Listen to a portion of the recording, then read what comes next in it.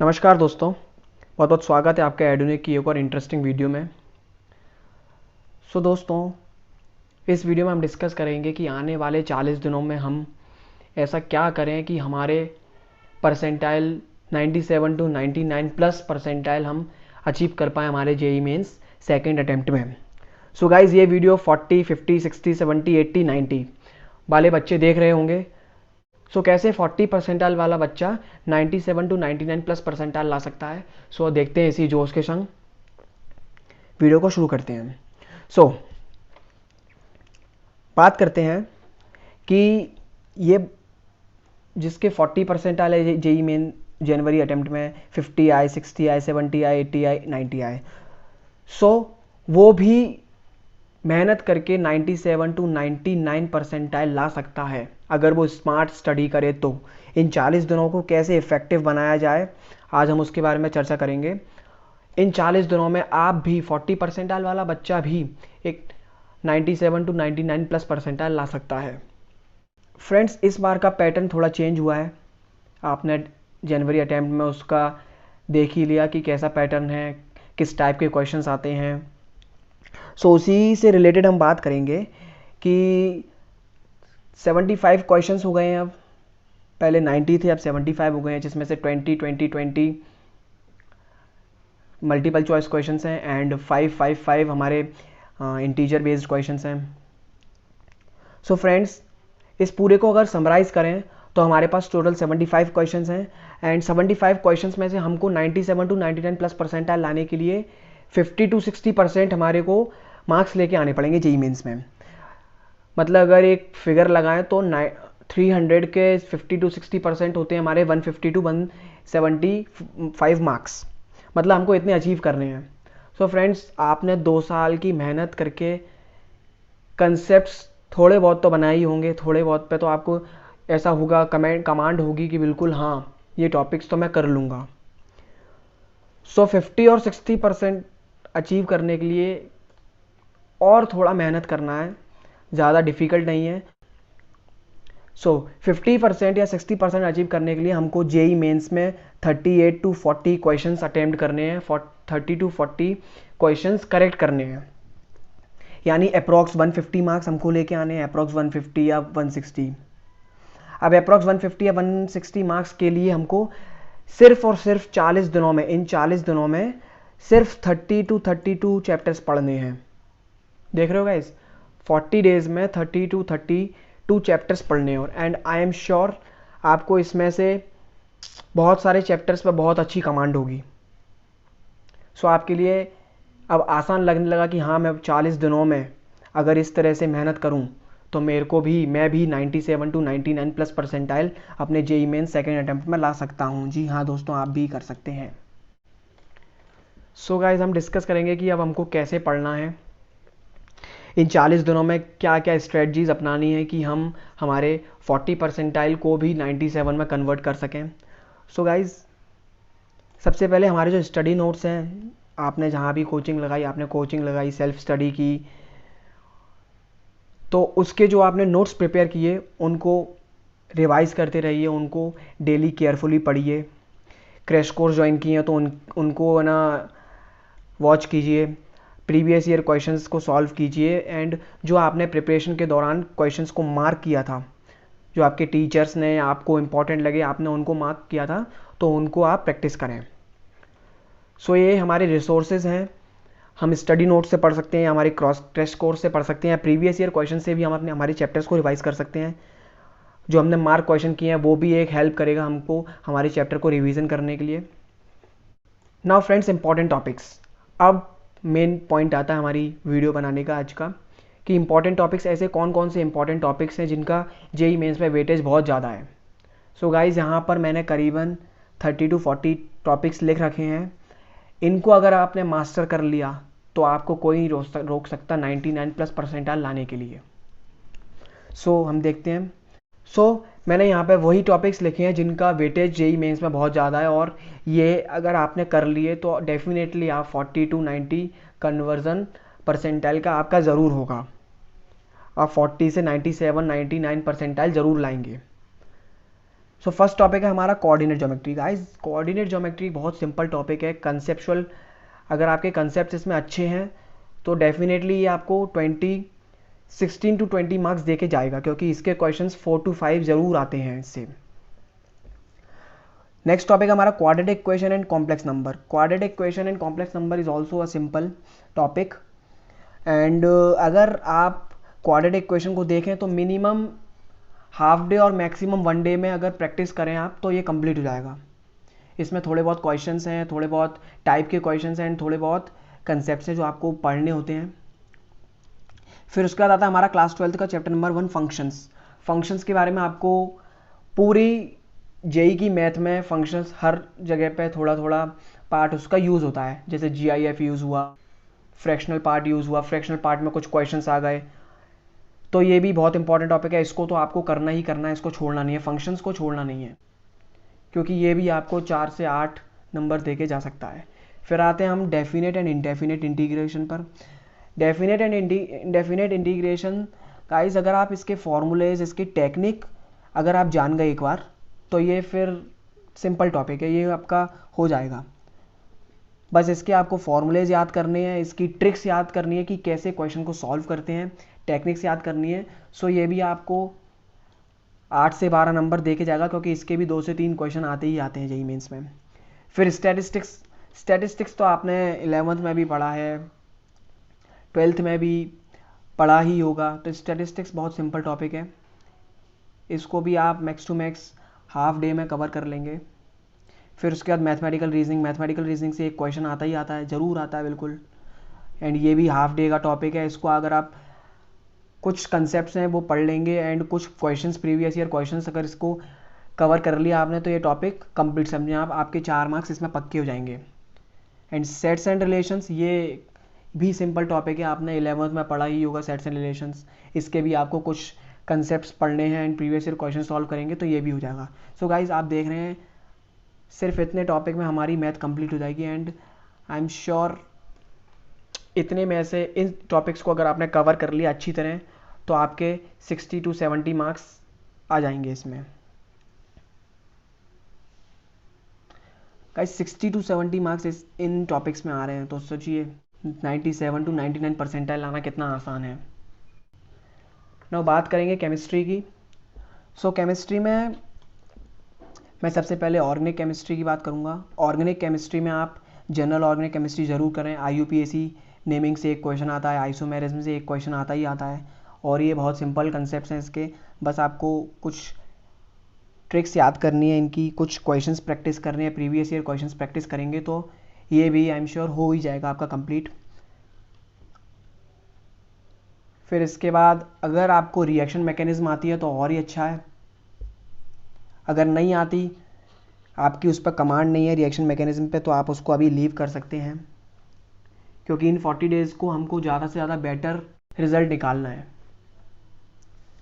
फिर अगर मैं इनऑर्गेनिक केमिस्ट्री की बात करूं तो गाइस इनऑर्गेनिक केमिस्ट्री का सिर्फ एक ही टेक्निक है इनऑर्गेनिक केमिस्ट्री में बेटर मार्क्स लाने के लिए, कि आप जितना ज़्यादा NCERT पढ़ सकते हैं उतना ज़्यादा NCERT पढ़ें। गाइस आपने जनवरी सेशन में इसका एग्जाम्पल देख ही लिया होगा कि इनऑर्गेनिक केमिस्ट्री में से डायरेक्ट क्वेश्चंस उठते हैं NCERT से। सो जितना ज़्यादा आप NCERT पढ़ेंगे, जितना ज़्यादा NCERT को आप रीड करेंगे, क्वेश्चंस अटेम्प्ट करेंगे NCERT की, उतना ज़्यादा आपको रिजल्ट मिलेगा, और डेफिनेटली 40 to 44 मार्क्स इसमें आपको डेफिनेटली मिलेंगे। अगर आपने NCERT 11th एंड 12th की बहुत अच्छी तरह कवर कर ली तो आपके 40 to 44 मार्क्स कहीं नहीं गए। फिर उसके बाद फिजिकल केमिस्ट्री की अगर मैं बात करूं तो आपको मोल कंसेप्ट करना ही है, क्योंकि मोल कंसेप्ट में कुछ फार्मूलाज हैं एंड उसके क्वेश्चंस के टाइप अगर आप देख लेंगे तो ये मोल कंसेप्ट कवर हो जाएगा, एंड इसमें से 1 या 2 क्वेश्चंस आते ही आते हैं। फिर एटॉमिक स्ट्रक्चर में भी सेम है, इसमें भी कुछ फार्मूलेज हैं जो आपको कवर करने हैं। Coordination, compound and transition elements, periodic table and representative elements, मैंने बताया कि NCERT पढ़े, जितना ज़्यादा NCERT पढ़ सकते हो उतना ज़्यादा। Thermodynamics and gaseous state, thermodynamics and gaseous state में भी कुछ कंसेप्ट्स हैं रिएक्शंस के बारे में, हीट, तो ये सब आपको पढ़ना ही है। अगर आप इतने टॉपिक्स केमिस्ट्री में कवर कर लेंगे तो केमिस्ट्री में भी आपके 50 to 60 मार्क्स कहीं नहीं गए। अगर आपने ये टॉपिक्स को कवर कर लिया बहुत अच्छी तरह इन 40 डेज़ में, तो आपके 50 to 60 मार्क्स कहीं नहीं गए।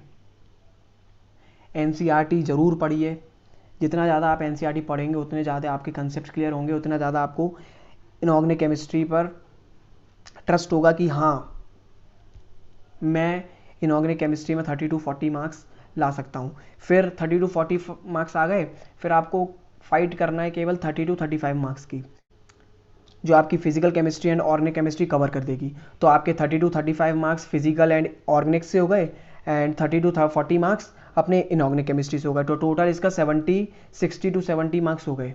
तो 60 to 75 मार्क्स अगर हमने केमिस्ट्री में लेके आए, मैथ में हम 50 to 60 ले आए, तो ये मार्क्स हो गए हमारे 130 के करीबन हमारे इसी में मार्क्स हमने कवर कर लिए। फिर हमको फाइट सिर्फ 30 to 40 मार्क्स की करनी है, जो हम फिज़िक्स में कवर कर लेंगे। फिज़िक्स में भी कुछ टॉपिक्स हैं जो आपको पढ़ना ही है। मॉडर्न फिज़िक्स, अब मॉडर्न फिज़िक्स में सबसे पहले एटॉमिक स्ट्रक्चर के कुछ फार्मूलाज आएंगे, फोटो इलेक्ट्रिक इफेक्ट। सो आपने यहाँ पर अगर एटॉमिक स्ट्रक्चर कवर कर लिया तो आपके मॉडर्न फिजिक्स का आधा पार्ट यहाँ पर 50% कवर हो जाएगा। 50% आप सेमीकंडक्टर्स एंड लॉजिक गेट से कवर कर लेंगे। हीट एंड थर्मोडायनेमिक्स में भी सिमिलर है गाइज। अगर आपने thermodynamics and gases state cover कर लिया तो यहाँ पे आप हीट एंड थर्मोडायनेमिक्स कवर कर लेंगे। करंट इलेक्ट्रिसिटी आपने 10th में पढ़ा है, सो उसी का थोड़ा एडवांस लेवल है। अगर आप इस पर कमांड बनाएंगे current electricity, I am sure कि आप कर पाएंगे। यूनिट डायमेंशन एंड मेजरमेंट बहुत इंपॉर्टेंट टॉपिक है और बहुत छोटा टॉपिक है। इसमें से डेफिनेटली एक क्वेश्चन आएगा ही आएगा। अगर आप इसको प्रिपेयर कर लेंगे तो मैक्स टू मैक्स 1 डे लगेगा इसकी प्रैक्टिस एडवांस लेवल तक करने की। सिर्फ एक दिन इसको दीजिए, एडवांस लेवल तक आपका ये क्लियर हो जाएगा और आपके डेफिनेटली इसमें मार्क्स आएंगे। लॉज ऑफ मोशन में आप एक्सेलरेशन निकालना सीखें, एफबीडी बनाना सीखें। तो ये भी एक हाफ डे और फुल डे का चैप्टर है, इसमें भी आप ज़्यादा से ज़्यादा मार्क्स लेके आ सकते हैं। इसमें 1 से 2 क्वेश्चन आते हैं इन दोनों टॉपिक्स को मिलाकर। सो इन दोनों टॉपिक्स में 1 से 2 क्वेश्चन यानी 8 to 12 मार्क्स। तो 8 to 12 मार्क्स आपकी यूनिट डायमेंशन और लॉज ऑफ मोशन में ही कवर हो रहे हैं। नाउ वर्क पावर एनर्जी भी एक सिंपल टॉपिक है। अगर आप इसको पढ़ेंगे तो इसमें भी आप ज़्यादा से ज़्यादा मार्क्स को ग्रैब कर सकते हैं। Gravitation is also important. ये भी 1 डे का टॉपिक अगर आप पढ़ना चाहें, 1 to 1.5 डे, और अगर इसकी प्रैक्टिस करेंगे तो हाँ 1 and 1.5 डे में ये कवर हो जाएगा। नाउ वेव एक लास्ट टॉपिक है, इसमें 2 to 3 डेज़ लगेंगे आपको कंसेप्ट क्लियर करने में, प्रीवियस ईयर क्वेश्चंस करने में। अगर आपने इसको 2 to 3 डेज़ दे दिए तो आप आई एम श्योर इसको एडवांस लेवल तक क्लियर कर लेंगे। सो गाइज आप सिर्फ इन टॉपिक्स से 150 to 160 मार्क्स लेके आ सकते हैं अपने सेकेंड अटैम्प्ट में जेईई मेंस में। इसमें से अपन को कितना मिल रहा था, इसमें अपन को मिल रहा है 50 to 60 मार्क्स इन टॉपिक्स से, और 70 मार्क्स तक भी जा सकता है। इसमें आप क्या कर रहे थे, इनऑर्गेनिक केमिस्ट्री अगर एनसीईआरटी पढ़ेंगे तो आपके 30 to 40 मार्क्स वहाँ पे श्योर हो गए। फिर उसके बाद आपको फाइट करनी है सिर्फ 30 to 35 मार्क्स की, जो आप फिजिकल और ऑर्गेनिक केमिस्ट्री से कर लेंगे। एंड फिजिक्स में अगर आप इन सब टॉपिक्स को पढ़ेंगे तो इसमें भी I am sure 40 to 50 marks cover हो जाएंगे। सो टोटल हमारे 160 to 170 मार्क्स कवर हो गए। अगर आपने इतना कर लिया गाइज तो आई एम श्योर 99+ परसेंटाइल आपके कहीं नहीं गए, आपको इन टॉपिक्स में ही 99+ परसेंटाइल मिल जाएंगे। सो गाइज अब हम इन टॉपिक्स को करेंगे कैसे, how to complete these important topics. अब हम इन इंपॉर्टेंट टॉपिक्स को कैसे कवर करेंगे। सो फ्रेंड्स इसके लिए कुछ स्टेप्स हैं, कुछ आपको स्ट्रेटजी फॉलो करनी पड़ेगी इन 40 डेज़, आने वाले 40 डेज़ में। सो ये जो आने वाले 40 दिन हैं इनको आप 2 पार्ट्स में divide these 40 days into 30 and 10। ये जो आने वाले कमिंग 40 डेज़ हैं उनको हम 30 डेज़ और 10 डेज़ 2 पार्ट में डिवाइड करेंगे। 30 डेज़ में हम हमारे सारे टॉपिक्स जो हमने प्रीवियस स्लाइड में देखे वो सारे टॉपिक्स को कवर करेंगे, प्रैक्टिस करेंगे। एंड लास्ट के 10 डेज़ में हम previous year questions like January attempt 2019, April attempt 2019 and January attempt 2020, ये रिसेंट ईयर्स के 2019, 2018, 2020 इनके क्वेश्चंस डे वाइज सॉल्व करेंगे। अब आप लास्ट के 10 डेज़ में 2 पेपर्स एक दिन में सॉल्व करो, एक पेपर एक दिन में सॉल्व करो। अगर आप एक पेपर भी सॉल्व करते हो तो at the end of 10th day आप रिजल्ट आपका बहुत अच्छा रहेगा।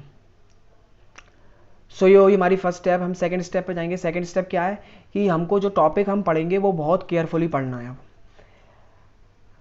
उसको माइंड में कैसे रिवीजन करें उस पर हमको सख्त ध्यान देना है। हम अब हमारा वो समझो कि लास्ट रिवीजन है, हम उसके बाद रिवीजन नहीं करेंगे। सो हमको ऐसे पढ़ना है कि हम उनके कोई भी कंसेप्ट को भूलें ना। हमको बार बार उसका रिवीजन करना है, डे वाइज रिवीजन करना है, प्रैक्टिस करनी है। अगर आपने कोई क्रैश कोर्स ज्वाइन किया है तो क्रैश कोर्स में शॉर्ट वीडियोस होते हैं कंसेप्ट की, तो कंसेप्ट की शॉर्ट वीडियोस देखें, या फिर यूट्यूब पे शॉर्ट वीडियोस डली हुई हैं तो यूट्यूब पे शॉर्ट वीडियोस देखें। कोई एक ऐसी वीडियो देखें जो कम समय में पूरे कंसेप्ट को क्वेश्चन वाइज समझा रहा है, तो उसकी वीडियोस को देखिए। फिर उसके बाद आप प्रीवियस ईयर क्वेश्चन ज़रूर सॉल्व कीजिए। प्रीवियस ईयर क्वेश्चन ज़रूर सॉल्व किए।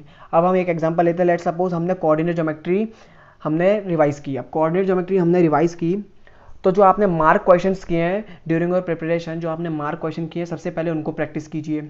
फिर उसके बाद आप previous year 10 years question paper, 15 year question paper या 20 ईयर्स क्वेश्चन पेपर निकालिए और उसको सॉल्व कीजिए। कोऑर्डिनेट ज्योमेट्री के सारे क्वेश्चंस को सॉल्व कीजिए।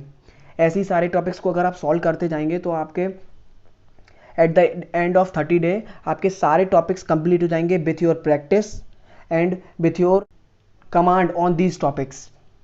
एंड लास्ट के 10 डेज में आप recent previous year question solve करेंगे ही, तो आप उस अपनी स्पीड को एंड एक्यूरेसी को इन 10 डेज में इनहेंस कर सकते हैं।